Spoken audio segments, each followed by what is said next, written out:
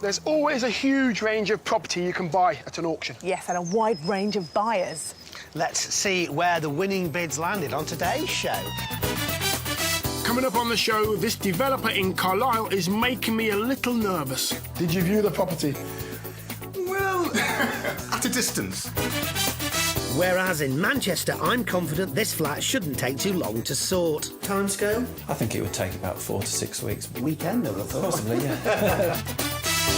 And I know there's options in Essex when just one lot will get you 3 properties. So loads of potential here. It certainly gets my stamp of approval. All these properties have been sold at auction, and we'll find out who bought them and what they paid for them when they went under the hammer.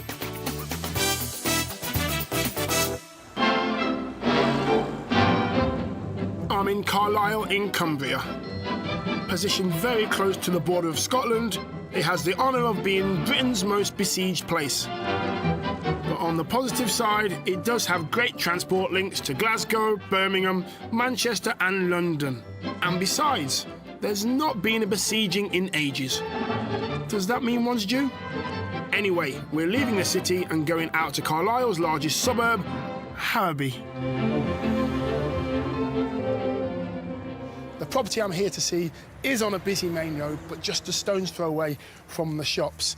It's a semi-detached, 3-bed property with a guide price of £40,000 plus. Now that's a bonus. Busy main road, you've got off-street parking.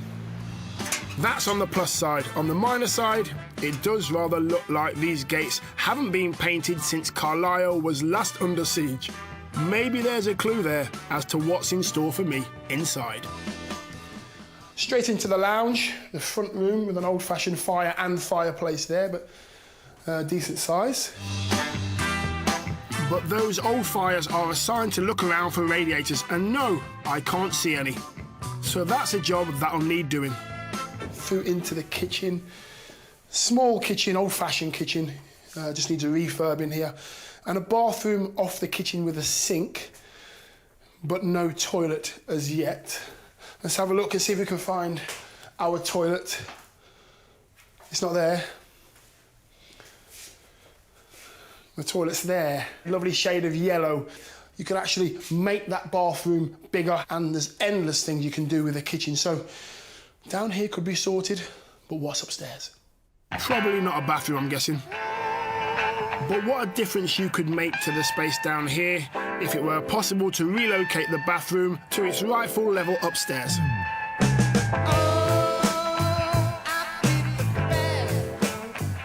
Let's check out the possibilities. Right, upstairs to the 3 bedrooms, which are here, here and here. Now this one seems to be the smaller of the 3. OK, your first option would be to have this as your bathroom upstairs. It would be a nice-sized bathroom, but it would take away a bedroom, so you'd only have 2 bedrooms, but the bathroom would be upstairs. The other option is, with this being the bigger bedroom, you could actually partition off part of this bedroom to make into the bathroom. Wouldn't be as big, but you'd keep your 3 bedrooms. And that would be my choice. Some of the original features up here, like these fireplaces, I'd keep and restore. Some of the others, like the original wiring and the electrical fixtures and fittings, well, they'll need bringing up to safe modern standards. Nothing short of a total rewire would be my route. Out into the back garden, which is an OK size. You've got a greenhouse here, which I'd look to get rid of, and maybe just put some nice grass here, level it out. That's the side of the garage just there. And that, to me, looks like asbestos, which I'd want to get rid of, get some specialists helping, get rid of that in the safest possible way, and have a safe garage there. If you see that type of corrugated cement, it could be a sign of asbestos. It was pretty common in outbuildings and garages for a time, and although safe enough and less damaged, I always think it's worth getting checked out. With that, it's time to see what a local estate agent makes of the property, guided at £40,000. First impressions, it's, obviously it's a 3-bed semi. It's a good, ex-local authority house, well built. They're going to be here for a long time. The whole house needs a real good programme of modernisation. That's its biggest problem, really. So, what would the refurbished properties market value be? Fully modernised up, I would expect this property to achieve around £85,000, and if it came to the rental market, I would expect it to achieve somewhere in the region of £450 per calendar month. This property does have a bit of a strange layout downstairs, but the possibilities are endless. Who had the vision to take it on when it went under the hammer? Nice and simple, round figure of 40. Who's here? 40. At 40 on my bed, 35 then start me. At 35 here. At £35,000. 36, madam. 37, 38, 39. Concentrating on these two at the moment. 39, 40. Can you at 40? 41, 42 here. 43, 44. Bidding rockets past the guide price and continues to where we rejoin at £50,500. At £50,500. To you, madam. Back in at 51, half. It's with you here, sir, at £51,000. Against you and against you. First time at 51, second time at 51. Half. Anytime. Selling this. Well done. And if the successful bidder's face is familiar, it's because Alex has been on the show before, when he bought another Carlisle property to add to his rental portfolio. He came along to meet me with his Border Collie, Pip. Border Collies are a local breed here on the English-Scottish border, used for herding sheep. So had Alex rounded up a bargain with his latest £51,000 purchase. Alex, nice to meet you. Congratulations. Nice to meet you. Thank you. Tell us about the auction experience. Did you go on your own? No, I went with my other half, who was a nurse. My other half's off work because of the dog, so she hasn't been into work. Because of the dog?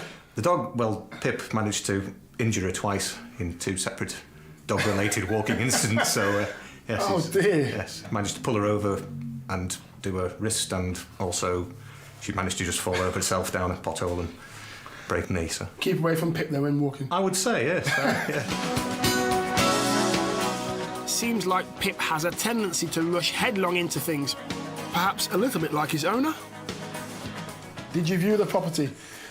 Well, at a distance. As I drove past it, I kind of looked and went, it's got a asbestos garage, and that was it. I didn't read the legal pack, I didn't do any of the proper things. However, I have got 3 properties almost the same. So I do kind of, I've got quite a lot of the similar kind of nature, so it's not a massive shock. Oh dear. Not viewing the property, not reading the legal pack. Certainly not what we'd recommend here on Hammer. Even though Alex does have experience in dealing with this type of housing, no 2 properties are the same, as Alex discovered. I was hoping slightly more in the way of electrics and central heating and general thing, but it wasn't there, so, but the price was relatively okay for that. The fabric of the building is sound. I did notice there were double glazed windows in. So Alex, tell us what you're going to actually do with this property. Right, we'll starting from the back. There is a asbestos garage, which is one of the few things I picked up on. That I will probably take down. There's no need to, because it's only a problem when you're actually moving it, but I think I'll take it down and just get rid for the time being. There's a fence there to go, the fence at the back's to repair. The lean-to at the back of the property needs to come down, because I'm going to have to use the outside wall to get the bathroom moved from where it currently is next to the kitchen upstairs. I'm going to knock all the walls through in the kitchen to make it one big kitchen diner, and the 3rd bedroom upstairs, the big long bedroom, I'm going to subdivide that and put the bathroom into that. You'll project manage? And no, I'll do a lot of the work. You'll do a lot of the work yourself? Hands-on, obviously? Yeah, well, I'm a qualified electrician, allegedly, although I don't do an awful lot of it, and so several electricians have just fallen over laughing at that. I've got a painting and decorating business. Also, it's getting the tradesmen when you want them. It's all very well someone saying, I'll do it at a good price, but if it's going to be 2 months down the line and it's going to hold me up, then I'll have to. Yeah. So what it is, you've got all the bases covered more or less yourself? I would say most of them, but I'm inherently lazy, so. Well, obviously not. So if I can get it, if the price is right, I can get it done on budget and on time. Okay. But I think with this house, you could spend an awful lot of money doing for jobs that any man could do. You mentioned budgets. What is your budget for this? What would you like to stay underneath to get it from this to where you want it? I would hope to be there for 65. So that will include the solicitor's fees, it will include the buyer's premium at the auction. It'll be 65, 66 is the target. Okay. I'll be disappointed if it's any more than that. Okay, and the timescale in order to get this, where you want it, the end goal? I would say 3 to 5 months, but I've just bought some sheep, as you do. Yeah, obviously. Yeah, as you know, it's every man should have a flock of sheep, indeed, especially around here. It's a status symbol. So I've got 50 sheep, and they lamb in 5 months from now. So I need to have this done by then, definitely, because I'll be busy. Tell us what part your partner's going to play. I'm sure she'll have some kind of part. Interiors, maybe? I can tell you now, and she'll know now, everything. It's Maggie in white. I've got the tiles in the bathroom. I use the same tiles as every house. The worktops are the same in every house. The carpets, I know exactly what the carpets are the same. It's dull, but no, she'll come and help and the final clean up and tidy up and just general support. And walking the beast. Yes, the beast. The beast. The injury beast. The injury beast. So is property in the family? Have you started this generation of buying properties and renting them out? Well, I would love to think it was something to do with my great-grandfather, because apparently he was he was mayor of Carlisle, a very capable man. I think it skips a lot of generations, including mine. He was quite a bright fella. And he built about 200 houses. I think it's at least 200 houses, just normal terraced houses for here. And his comment was that whilst these stand, none of my children will starve. So promptly when he died, the family sold them. And my grandmother kept her money to one side. And I sort of suspect that the reason we've got some money now will be to do with that. So subconsciously, then, you're sort of rebuilding that, aren't you? Yes. That family. Deep down, buried in that, that tumultuous psyche of mine, there's probably some need to get back to the 200. Alex, good luck. I hope everything works out for you. Thank you. Nice meeting you. Good luck, Andy. Thank you. Alex seems incredibly confident about what he wants to achieve with this property. Now, he's done it before, so he's experienced. He's got a bathroom and a toilet to move, and he's got to get rid of that asbestos garage as well. Will he achieve it? You can find out later on in the programme.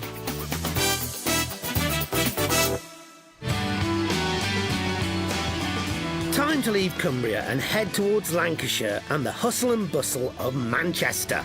And 3 miles north of the city is the popular suburb of Blakely. Well, 10 minutes from the Metro link with its 5-minute journey into the centre of Manchester is the property I'm here to see. It's in this fairly substantial block of flats. It was a 5th floor flat, guide price £70,000. Let's have a look.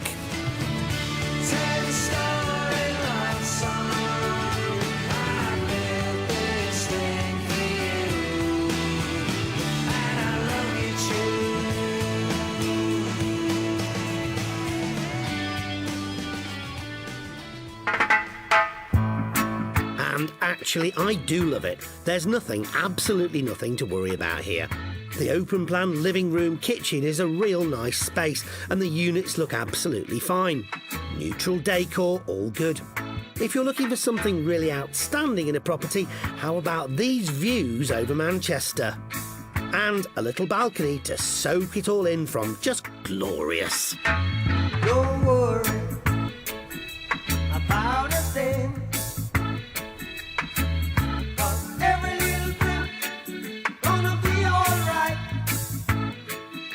There's 2 good-sized bedrooms. This was originally a local authority flat, so the proportions aren't bad. Talking of which... Well, so often in a flat like this, the bathroom would be a bit of a compromise. Small, cramped. You know, as with the rest of the flat, though, it's a bit of a surprise. Yes, it needs a bit of modernising, but the space, yeah, it's a good size. Result.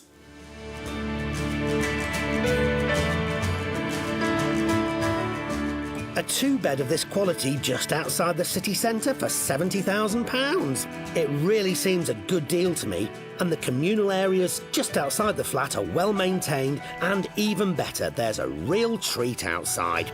These flats are actually in a gated community and are surrounded by fabulous green space and a lake.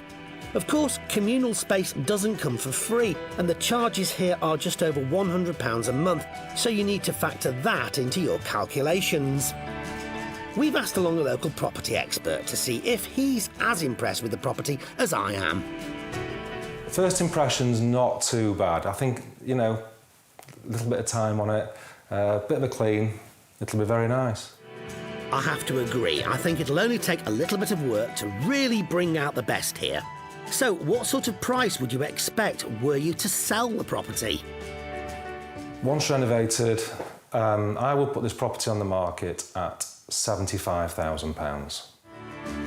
75,000 is quite disappointing. I do appreciate there's not a lot of wiggle room to add any value here. Its problem is it's too good.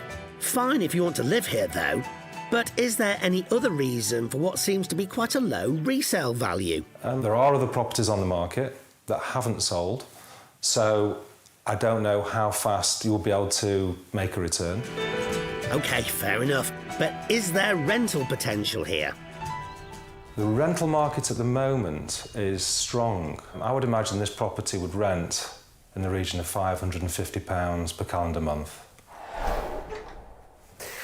Well, all in all, can't seem to find anything wrong with this one. Yeah, it's a good flat, good location, pretty decent guide price. Let's see who went for it. Well, it went under the hammer. This lot was later on in the day, and though guided at £70,000, the auctioneer had to go as low as £45,000 before anyone in the room could be tempted into making a bid. 45, I say. 45, I saw you first. 45, 46, 47, 48, 49, 50, 51, 52, 53, 54, 55, 56, 57. No. 56 with you is against you, my right. 57 anywhere else, Manchester. First time 56, second time at 56, 1,000. Third, 57, 58. First time at 58, second time at 58, the third and final time at £58,000. Are we all done? I'm really close, I can't quite sell, it's not sold. Yes, it seemed nobody wanted the flat in Blakely quite enough. The reserve price wasn't met and it didn't sell. Don't you want me, baby? Don't you want me? Oh. But don't worry, this wouldn't be much of an episode if nothing had happened. No, the flat was bought after the auction by Adrian, a former financial professional and now property developer. Adrian, good to meet you. Good to meet you too. Congratulations. Tell me why you wanted to buy this flat. Well, I went along to the auction, but I left before this one actually came up. Oh. I was a bit disappointed that I had to come home from the auction empty-handed. So when I got home, I had a look at the unsold lots and saw this one was still available. Ah. So the following day, I rang up the auctioneers and made them an offer. And it was 57? 57,000. Yeah. Wow. Well, it just goes to show, because a lot of people don't know that you can phone up if things aren't successful. That's and, right, yeah. You can make offers. You don't have to have necessarily been bidding on it. No. Are you pleasantly surprised? Yeah, quite pleased with it, actually, yeah. I would have thought you would be. I mean, it's in great nick, actually. Yeah, it is, yeah. Should be quite easy to rent out, I hope. Adrian actually lives in Surrey, a fair old trek from this flat. So what was he thinking in buying so far afield? Well, I was interested in investing in Manchester particularly, because I think it's quite a good rental area. So, this flat in particular then, what was it? I went for it because of the location. It's just outside the city centre. And also I thought with a two-bedroom apartment, it would appeal to quite a number of different types of renters. So maybe young professionals, sharers, downsizers, single person. So quite a lot of flexibility, really. And obviously being quite a long distance away does bring up issues of managing the property. How are you going to do that? Well, I manage all of my properties myself, so if there are any maintenance issues, I can get local people to help out, local tradesmen, etc. But you find tenants, do you? Yes, I do, yeah, I advertise myself, yeah. So tell me what you're going to do to it, if anything. Well, it's in pretty good condition, so I don't think it requires too much by way of decoration. I'm going to let it fully furnished. So what's the budget then? I mean, it's more like a furnishings budget. £3,000, something like that. I think it'd just be the cost of the furnishings and one or two bits of redecoration, carpets, curtains, and that should be it, job done. And in terms of turning it round, timescale? I think it would take about 4 to 6 weeks max. Right, yeah. Weekend, I would have thought. Possibly, yeah. Hope so. For the work that needs doing here, I think that timescale of 4 to 6 weeks and the budget of £3,000 is more than generous. So, having picked Manchester specifically for its good rental potential, what does he think he can get for the flat? And what kind of rental do you think you might be able to achieve? I think it should get around $575 a month. Well, that delivers a pretty impressive yield on your investment, doesn't it? Yes, yeah, over 10%. Is this the sort of thing you're hoping to do more of? Yes, I've bought a number of rental properties over the last few years, so I've got 15 now in my portfolio. Oh, brilliant. And I'm looking to grow that over time. What's your job? A full-time property investor and developer, yeah. Right, what was it before? I was in financial services before that. OK. Yeah. So a good background to have in terms of sorting the money side of things. Yeah, hopefully. And what made you leave that? I just wanted to run my own business, really, and be my own boss, so I decided to go into property. What's on the agenda for you in the future, then? I shall look to continue developing properties and adding to my rental portfolio. I don't intend to retire, actually. I could see myself doing this for many years to come. Well, listen, congratulations. Good luck with it. Thank you very much. Look forward to seeing how you get on. Thank you. Well, Adrian highlighting a really interesting opportunity there. It's always worth checking after the auction to see which properties didn't sell and see if you like the look of them. In this case, I think he's got an absolute corker. It was good at 70,000, but for what he paid, fantastic. How will he get on? Visiting the local furniture shops? You can find out later in the show. Still to come, this couple find out auctions aren't always easy. It's a property auction. You're there all day waiting for the next lot to come along. The suspense will kill you with the house auctions.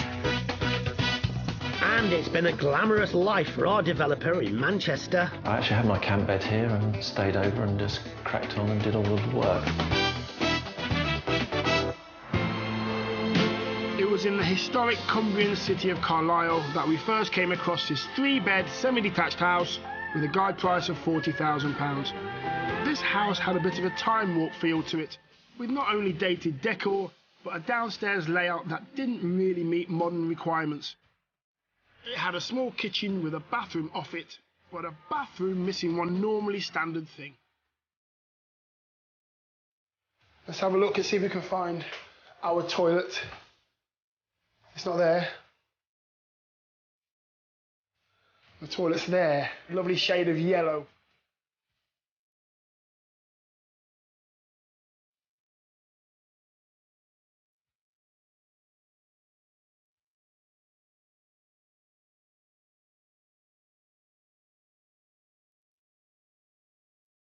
So really the layout downstairs was a bit of a nonsense. It was going to need a complete rethink, and the man for the job was Alex and his trusty companion Pip. Alex had a range of skills from electrician, property developer to farmer. And did you view the property? Well, at a distance. As I drove past it, I kind of looked and went, it's got a asbestos garage, and that was it. I didn't read the legal pack, I didn't do any of the proper things. However, I have got 3 properties almost the same. So I do I've got quite a lot of the similar kind of nature, so it's not a massive shock. Alex had a total budget of £65,000. This had to include the £51,000 he paid at auction, plus all the refurbishment costs and the usual legal fees and expenses. And he couldn't afford to have too many unforeseen issues, as he had a rather unusual deadline to meet. I would say 3 to 5 months, but I've just bought some sheep, as you do. Yeah, obviously. Yeah, as you know, it's every man should have a flock of sheep, indeed, especially around here. It's a status symbol. So I've got 50 sheep, and they lamb in 5 months from now. So I need to have this done by then, definitely. So the clock was ticking, the sheep couldn't wait, and nor could we. And 4 months later, we're back to see if Alex had met his deadline.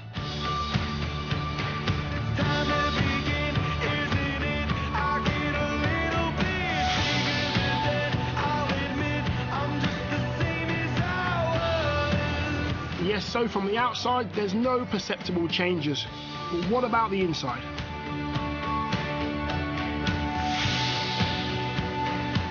Wow. So apart from carpets, the front reception room is just about finished. But remember, it was that kitchen, bathroom, lean-to area that really needed sorting out. And boy has Alex sorted it. The bathroom's gone, and the space is now incorporated into a much larger kitchen.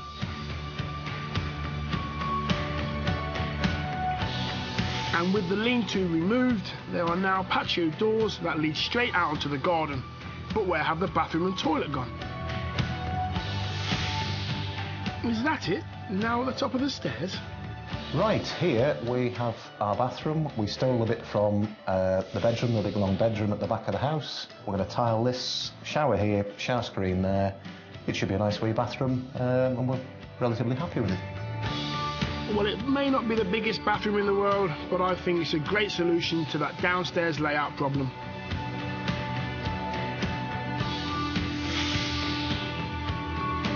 And more importantly, Alex has managed to squeeze that bathroom in without losing a bedroom.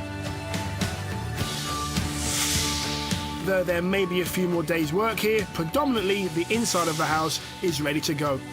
But what about the outside at the back? Well, the garden's somewhat of a mess still. We'll be getting a digger in to take the garage down, and at the same time we'll use that to level the garden over, and then we'll turf it. But it was a bit wild and woolly out there, and there was a few quite wild trees and plenty of nettles, etc., and wildlife. Talking about wild and woolly, what about Alex's pressing deadline? I'm lambing shortly, in about 2 weeks. As the old saying almost goes, lambs wait for no man. Not only that, but he has a tenant waiting in the wings. Double the pressure, so he can't hang around.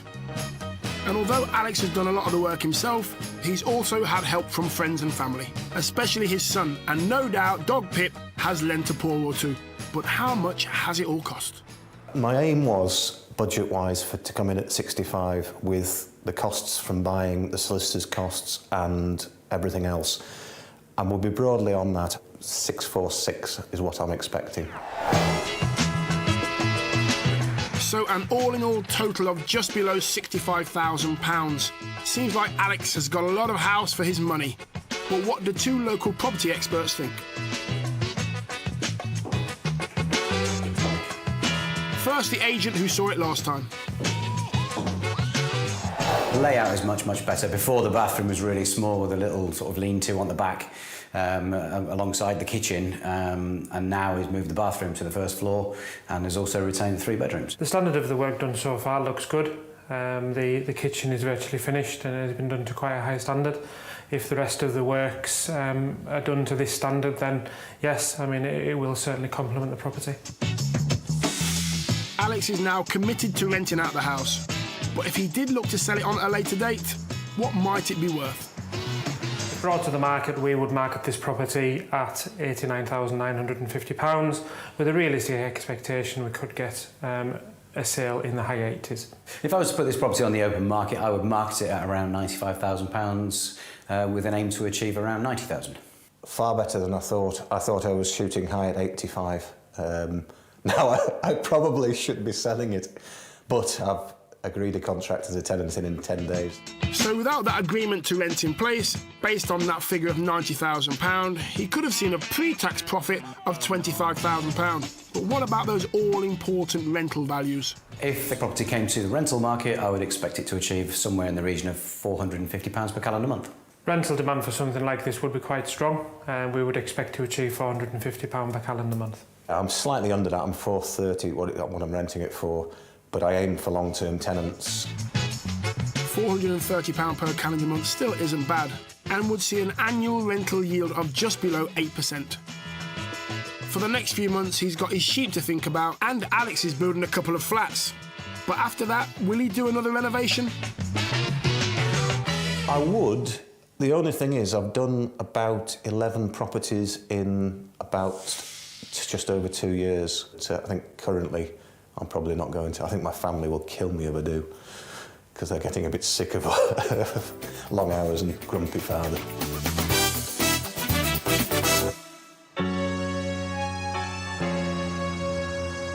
This is the village of Stansted in Essex.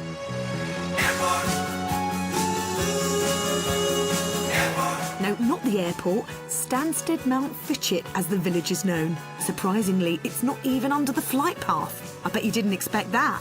What you might expect is good transport links to London, and of course, you get them.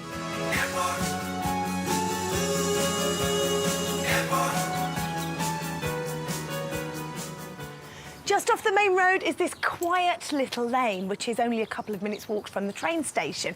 And perhaps more importantly, the local pub. But what about the property I'm here to see? Or properties, should I say? Well, the guide price was £175,000, and for that you get this building here. Now pay attention. Not the one in the middle, but you do get the one right on the end and one just around the corner. I'm not going to try and explain any further. I'm going to investigate.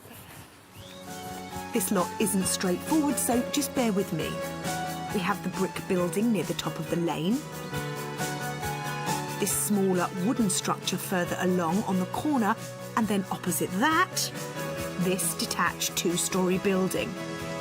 Well, all three are commercial properties, and some of it lies within a conservation area. The question for me is, could there be potential for residential use here?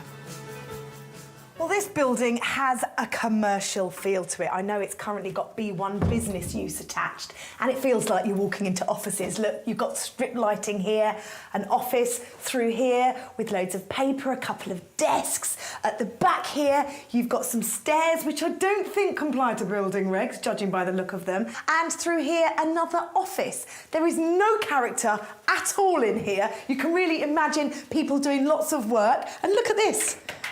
An old photocopier that doesn't work. I'm going to investigate further, but so far, there's not that much to write home about here.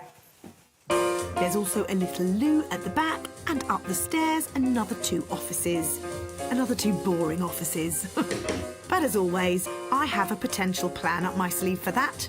But more on that later on. For now, it's across the courtyard to the wooden building, and it seems to be two rooms in a sort of L shape.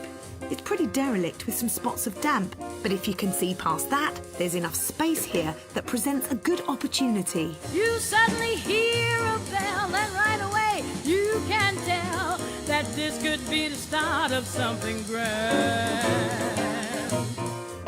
Right, ready to be befuddled again by the layout? Now, the entrance to the red brick building is actually behind it, so we go back up the lane, and there's a gate just to the left-hand side. Well, this really is an interesting building. You've got that lovely red brick on the outside, the weatherboarding on this side, and then you get in, and it's a right old state. But this is amazing because I know this is an old printing press, and for love nor money, you could not move this thing. That must weigh tons, and it's potentially worth a fortune. I mean, because you don't see those around. But you can see this obviously was a little printing room. There's remnants of business cards everywhere. So what can you do in here? Well, here's a little nugget of information. This is the only one out of the three that sits within the conservation area. So if you wanted to make any changes, you would have to chat to the local conservation officer and adhere to those regulations. So that could throw a spanner in the works. I also think it's probably single skin. So loads of potential here, pretty on the outside, not so great on the inside, but it certainly gets my stamp of approval. Sorry about that. Now, there's a second room behind the wall at the end of this building that can only be accessed by a door out in the lane, but it gives you even more space. This certainly is a quirky lot and a blank page at the moment, but with some imagination and a lot of hard work, there could be some profit in this development, especially when you know this. As of May 2013, regulations were relaxed and new permitted development rights came into play, allowing change of use from offices with a B1 business classing, like this behind me, to residential without applying for planning permission. Now, previously, there was no guarantee this consent would be granted, so this is great news and it could save you time and money. Now, that's not to say this is a walk in the park. There'll still be planning and conservation hoops to jump through, which of course all costs time and money. Talking of money, time to ask a local estate agent to take a look and see if the market here is ready for some interesting residential property. The red brick building behind us potentially would be ideal for perhaps one person downsizing. Currently that would be in very high demand. It does need quite a lot of maintenance, but I think the finished article could be fantastic. I think the single-storey property on the end, potentially it could be a great one-bedroom apartment or a buy-to-let very close to the station, so I think it would suit quite a few people in this location. I think the two-storey building is quite interesting. We would have a high demand for a two-bedroom house. Because it's in such a good location, you wouldn't necessarily need a garden, but as long as there's parking, it's just a couple of minutes from the station. So I feel that could potentially be a house, really, not an apartment. Excellent. And if this interesting lot goes for anything like the £175,000 guide price, I think there could be some real potential to make 3 fantastic properties and a good profit. What does the agent think? I think if the properties were to be converted into residential properties, the property behind me would be in the region of £225,000 to maybe £250,000, depending on the specification. I think the single-storey property on the end, if decorated to a very high standard, would achieve something in the region of £175,000 to £200,000. I think the two-storey building, if was developed into a two-bedroom house as a freehold property, would be in the region of £240,000 to £250,000. It's not often I get to say this, but with this auction lot, you get not 1, not 2, but 3 properties. Yes, it's an ambitious project, but what an exciting opportunity it could be for someone. Plenty of options and, oh, so much potential. Let's see who agreed when we went to auction. So interesting little lot this down in Stansted, Mount Fitchett. Who'd like to give me a start on this? I don't know, 160, something like that, start me off. What about 150 then, try and help? 140, okay, 140 I've got. 141 anywhere? 141, 142, 143, 144, 145, 146. The auctioneer started the bidding well under the £175,000 guide price, but bidders soon came thick and fast. We rejoined the bidding at £180,000. 180, 181, 182, 183, 184, 185, 186, 187, 188, 189, 190, 191. No.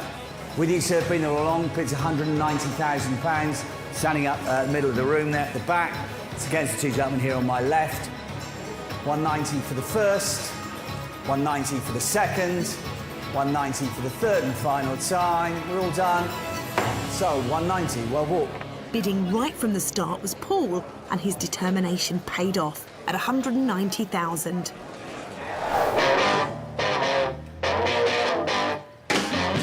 I met local property developer Paul and Heather, his wife and company secretary, to find out what his plans for these 3 buildings are.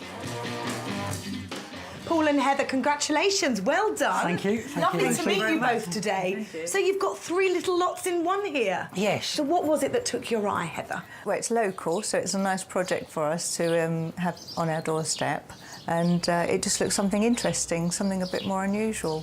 Not a modern property, and something we can sort of get our teeth into with designing. Now, this is something that's not going to be for everybody on auction day. No. Because you're almost sort of like dipping your toe into the unknown. Yes. Because as it stands, it's a commercial lot, Yes. really, isn't Yes. it? Did that not put you off on auction day?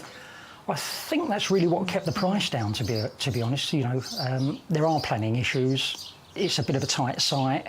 You're on the edge of a conservation area.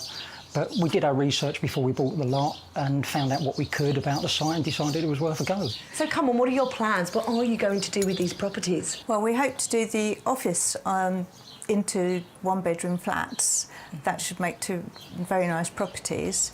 The smaller long building, that will be, again, a 1-bedroom little house. And then with the 3rd corner office, that could be either commercial or it could still be another 1-bedroom dwelling. Tell me, why are you thinking about turning the 2-storey building into flats? I see that as a house.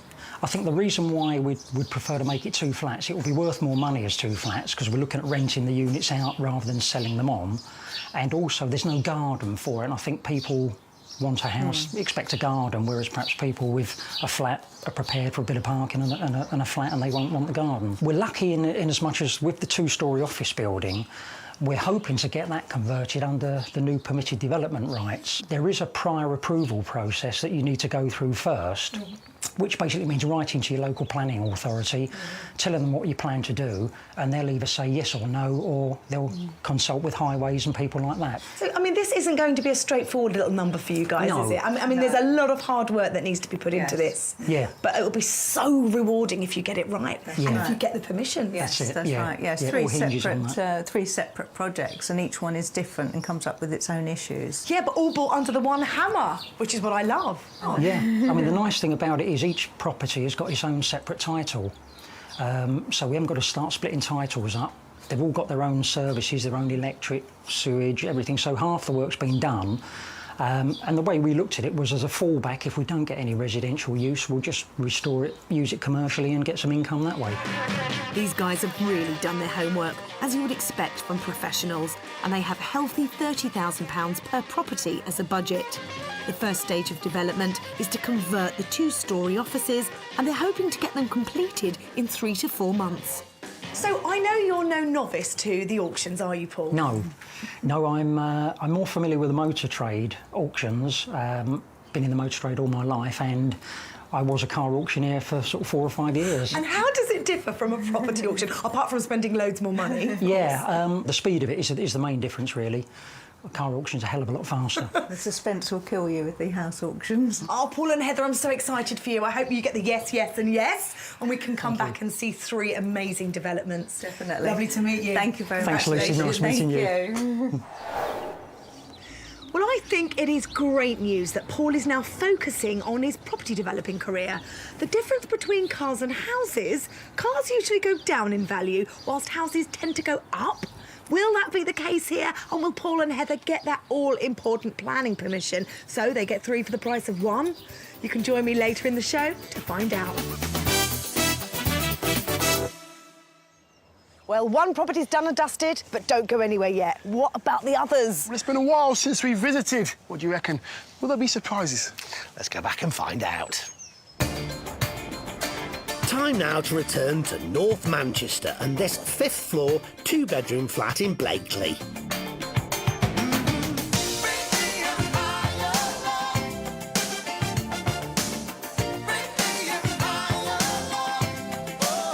It was situated next to a picturesque lake. It had beautiful views, and with a guide price of just £70,000, what's not to love in this high-rise?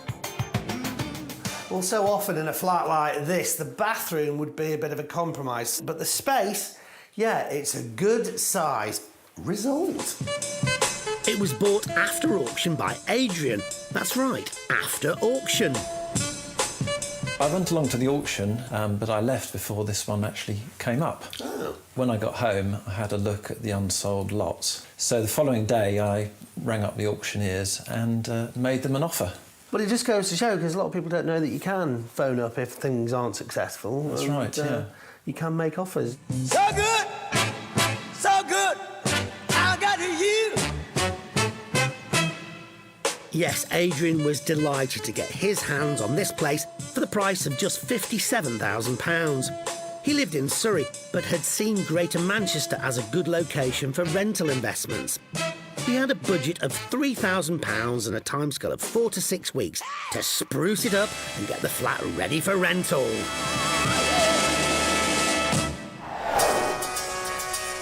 Well, 7 weeks have passed. Has Southerner Adrian suitably souped up this Manchester suite?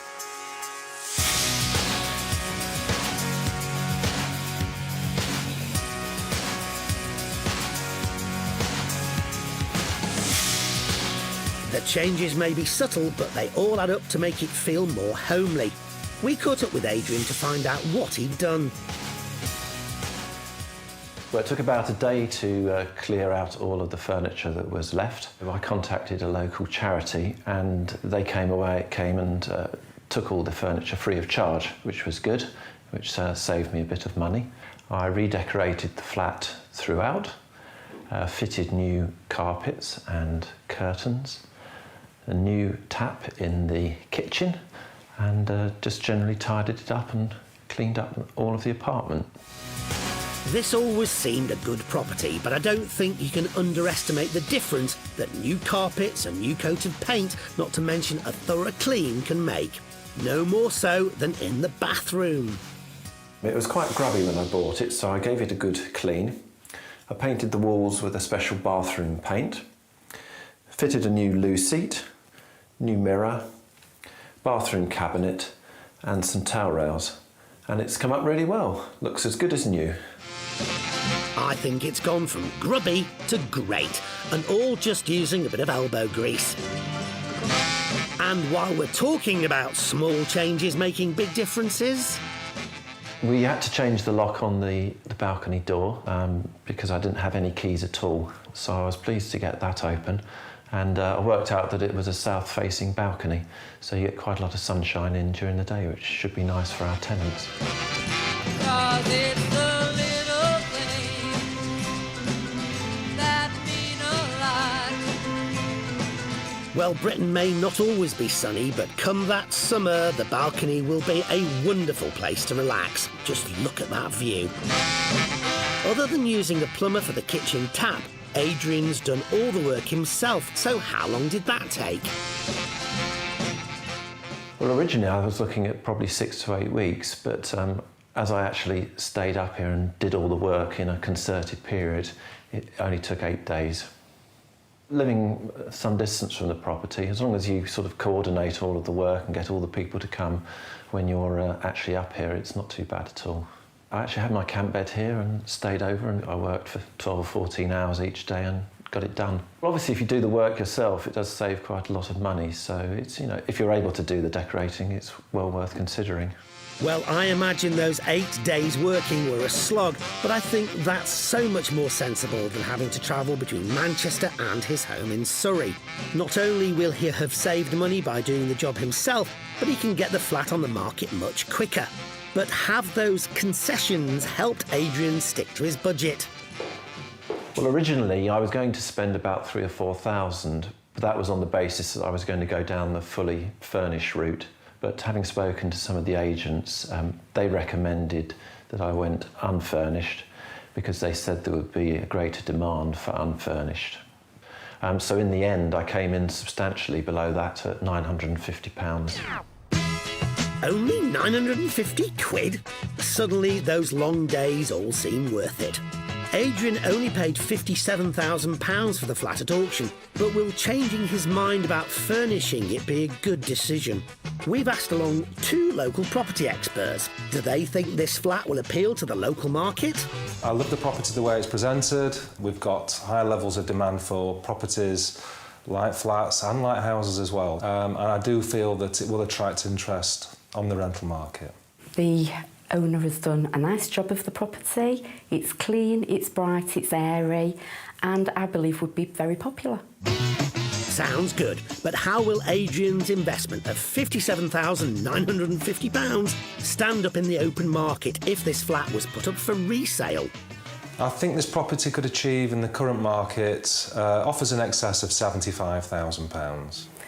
In the current market, I would put an asking price of £75,000. And if Adrian were to rent the property?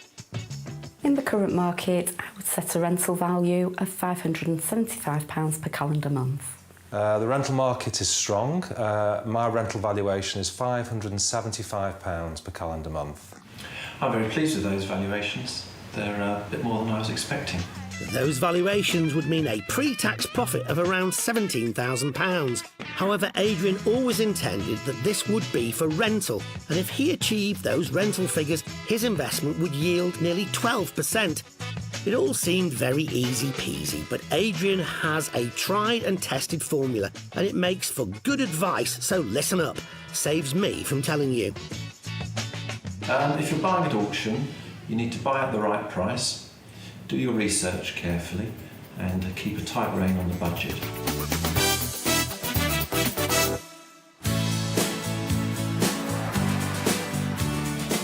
Time now to return to Stansted in Essex, where on this sunny summer's day, I came to see not one, not two, but 3 properties, all selling as a single lot, with a guide price of just $175,000. The 3 were commercial properties, but a local estate agent didn't think getting permission to change them to residential would be a problem, opening up a wealth of possibilities. Anything you want, you got it. Anything at all, you got it,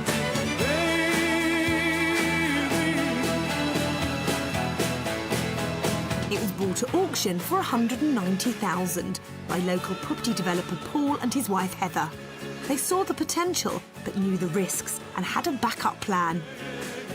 We hope to do the office into 1-bedroom flats. The smaller long building, that will be a 1-bedroom little house.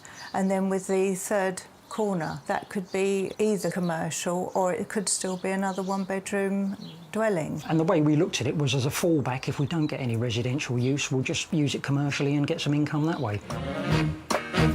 With so much to be finalised, Paul and Heather could only give themselves a ballpark budget and set it at around $30,000 per property.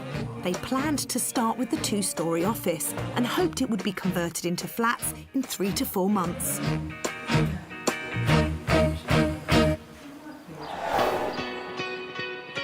Eight months later, and we're back to find out if Paul and Heather's ambitious plans have come to pass. First, the 2-storey building they intended to turn into flats.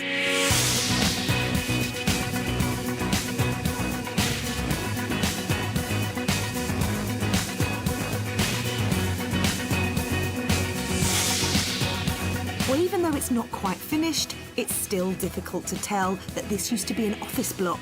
There is a world of difference from their previous layout. We caught up with Paul and Heather to talk us through the changes. Yeah, we've completely stripped it back to a bare shell because it was offices. It had no insulation in it, had to be rewired, replumbed, all the usual, but we've had to smash all the floor out, put insulation in, new steel across here, pulled walls down. And reconfigured the rooms. Yeah, the staircase didn't comply, that was at the back, so all we were left with was the roof and 4 walls of this building. The roof was the only bit we didn't have to touch. But it wasn't all that building work that caused the couple the most problems. Originally, they thought each building came with all the services set up and running. It turned out that wasn't the case. There was no gas, and there was only 1 water main, so we've had to have gas brought in and an extra water main, and it took months to get the water put on, the gas brought in, and it just holds the whole project up. So that was a learning curve. Trying to get services into a new build can take a lot of time. We've now got gas and electric and water into all the properties, so at least the messy, hard bit is out the way. Yes, for all your best laid plans, your schedule will depend upon the availability of people like service providers, material suppliers and tradesmen.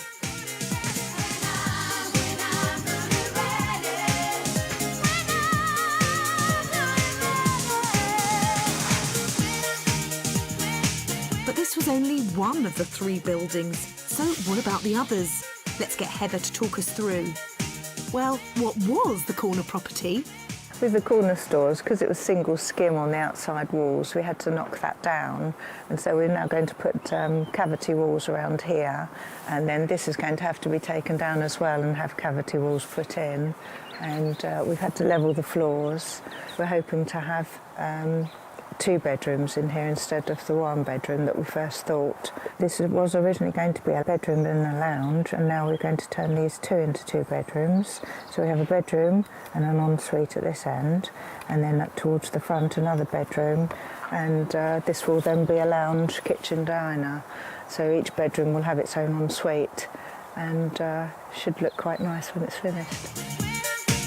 As they hoped, there wasn't a problem getting planning permission under the new permitted development rights, but the 3rd red brick building is in a conservation area. However, Paul and Heather have submitted an application to convert it into a 1-bed cottage, so the process is underway, and for the moment, it makes a handy storeroom. So after 8 months and all that work, how's that budget looking? We've spent about 50,000 on the project, but that includes getting all the services into the other properties. But we're probably going to be, realistically, we've set ourselves a target of probably up to 200,000 on the whole project, and that would be rebuilding that corner store and virtually rebuilding the red brick building. £200,000 is over double their original budget, and that's on top of the £190,000 they paid at auction. Still, for that, they will have 2 one-bed flats, a 2-bed flat on the corner and a 1-bed cottage. Time to ask a local estate agent what he thinks of the plans. There is big demand for apartments at the moment in Stansted, Mount Fitchett. It's in a very quiet location, but not too far away from the centre of the village. I think the finish and the level that they're doing with the property, I think, is great. I think they're really making great inroads into going in the right direction. So, really and truly, I think they've done the best with the space that they have available. Well, that's praise indeed. But Paul and Heather have a total projected spend of £390,000. Does he think they'll be able to make that back? What would be the value of these 2 one-bed flats once completed? I believe these particular flats are worth £160,000 each. I believe each one of these flats would get £650 per calendar month. Wow, that's a total of £320,000 for these 2 flats alone. What about the proposed 2-bedroom corner flat? If we was looking to market that property, we'd market that property at £185,000. For the purposes of rental, I believe we'd get £800 per calendar month. And if Paul and Heather get permission to convert the red brick building? If I was asked to market that property, I would market it at £215,000. If I was asked to rent that particular property, I'd be looking between £850 and £900 per calendar month. Yeah, that should be good, yeah. Yeah, we're not planning to sell them anyway. We want to keep them long term, but it's nice to know that there's some profit there. Well, there certainly is a profit there, and with all those figures flying about, I got out the official Hammer calculator, and I can tell you that the properties would give Paul and Heather a potential pre-tax profit of £330,000, or a yield of over 9%, and that is great news. And although the couple have a long way to go before it's finished, they won't have such a long way to travel to check on the property. We've enjoyed the village, the town, and It's decided lovely, to move here ourselves, so yeah. And we'll keep looking at the auctions just to see what comes along. Well, lots of hard work and determination has gone into the projects on today's show. Yeah, absolutely. And for some, the hard work is only beginning here on Homes Under the Hammer. Look forward to seeing you next time. Yeah, goodbye.